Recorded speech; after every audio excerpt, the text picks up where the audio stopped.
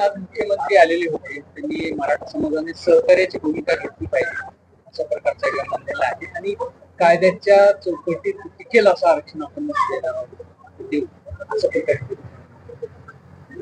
मराठा समाजानं सहकार्याचीच भूमिका घेतली. साहेब, साधी सोपी गोष्ट नाही. 1 वर्षापासून लढा सुरू आहे. उलट सरकारला वाईट वाटायला पाहिजे. शिंदे साहेबांना सुद्धा हे वाईट वाटायला पाहिजे की 1 वर्षापासून लढा सुरू आहे आणि एवढ्या मोठ्या लाखांना महिला जनता रस्त्यावरती आहे.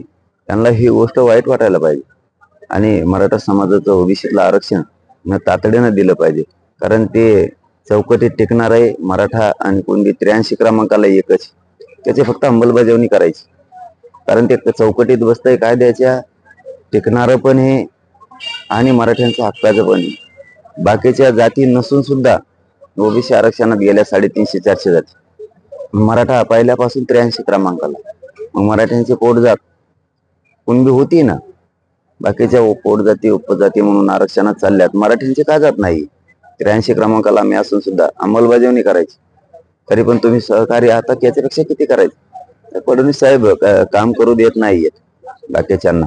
परंतु जाऊ दे, आता त्यात आम्हाला पडायचं नाही. राजकीय भाषा आम्हाला बोलायची नाही आणि आम्ही बोलणार पण नाही. फक्त आमचं म्हणणंच एवढे का आता तुम्हाला संधी आम्ही आमचं आमरण उपोषण कठोर करून इथं जीवाची बाजी लावली आता.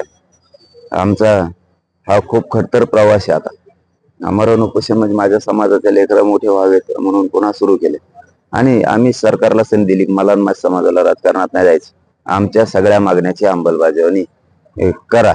नसता पुढे मग आपल्या नावाने आरडत बसायचं नाही. हे काय झाला म्हणून, पाड्या झाल्यात का पुढं उभा केलेत का काय, मग बोंबलायचं नाही पुन्हा. हे फडणवीस साहेबांनी आता समजून घ्यायचं. ज्यांनी आतापर्यंत काहीच केलं नाही त्यांना तुम्ही जाब विचारणार नाही का, असा एक सवाल. मी आताच सांगितलं ना तुम्हाला, मला राजकीय आता बोलायचंच नाही. मी त्यांच्या प्रश्नावरती पण उत्तर दिलेलं नाही. मला कोणी काही म्हणलं रोज तरी मला राजकीय आता बोलायचंच नाही. काय केलंय कोणी, काय नाही केलंय कोणी. आता आम्ही संधी दिली, तुम्ही अंमलबजावणी करा. फायदा करताय. आता जो काम करील आणि करणार नाही, जो जनतेचा फायदाच करणार नाही, त्याला जनता कसं काय सोडील? तुम्हाला जर सत्तेत असून फायदाच करायचा नाही जनतेचा, तुम्हाला कोण सोडेल? पाटील यांनी असं सुद्धा म्हटलं की सगळ्या सोयऱ्याच्या कायद्याबाबत आम्ही अंमलबजावणीच्या तयारीत आहोत. त्याच पद्धतीने सगळ्या सोयऱ्याचा कायदा असेल किंवा त्याचबरोबर जे जरांगे पाटील यांनी मागणी केलेली की गॅजेट बाबत सुद्धा आमचं कामकाज सुरू असल्याचं त्यांनी म्हणलेलं आहे. त्याबाबत कुणी गैरसमज करून घेऊ नये असंही त्यांनी म्हटलं. मराठा समाजाला आचारसंहितेच्या आत या सगळ्या मागण्याची अंमलबजावणी करायची. आरक्षण संदर्भात आमची भूमिका स्पष्ट आहे. आमची भूमिका दुप्पट आहे. मात्र जे आम्ही वचन दिले ते पूर्ण करा. ठीक आहे ना, मग बसलो ना आता उपोषणला.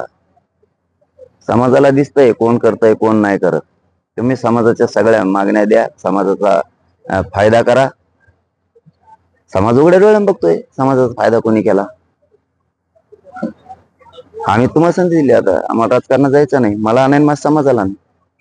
आणि जर याच्यानंतर फडणवीस साहेब नाही केलं ना आता, तर भाजपमधला मराठा सुद्धा विरोधात जाणार आहे की फडणवीस साहेबच दोषी, हा जाणून बुजून मराठीचा वाटोळा करायला निघाला. शेतकरी सामान्य सगळ्या पक्षातला मराठा तर बाजू जाणार. भाजपतला गरीब सुद्धा म्हणणार आहे की आता उपोषण करून संधी दिली की आम्हाला राजकारणात जायचं नाही म्हणून जाहीर सांगितलंय मनोज जरांगे पाटलांनी, तरी फडणवीस साहेब जर देणार नसतील आणि तिसरेच प्रश्न विचारणार असले तर फडणवीस साहेब जाणून बुजून करतात. याला दोषी फक्त फडणवीस साहेबच आहे. मराठी सगळेचे सगळे एकतर्फी स्वतःच्या मुलासाठी फडणवीस साहेबांना दोष देणार आहे आणि हे त्यांनी करू नये. आता फडणवीस साहेबांनी आता पापाच्या पारड्यात त्यांनी बसू नये, दोषीच्या पारड्यात त्यांनी बसू नये. त्यांनी मराठ्यांची सगळ्या अंमलबजावणी करावी मागण्याची. मला माझ्या समाजाला राजकारणाचं देणं घेणं नाही हे जाहीर सांगतो फडणवीस साहेबांना. नसता नंतर बोंबलून देणार नाही.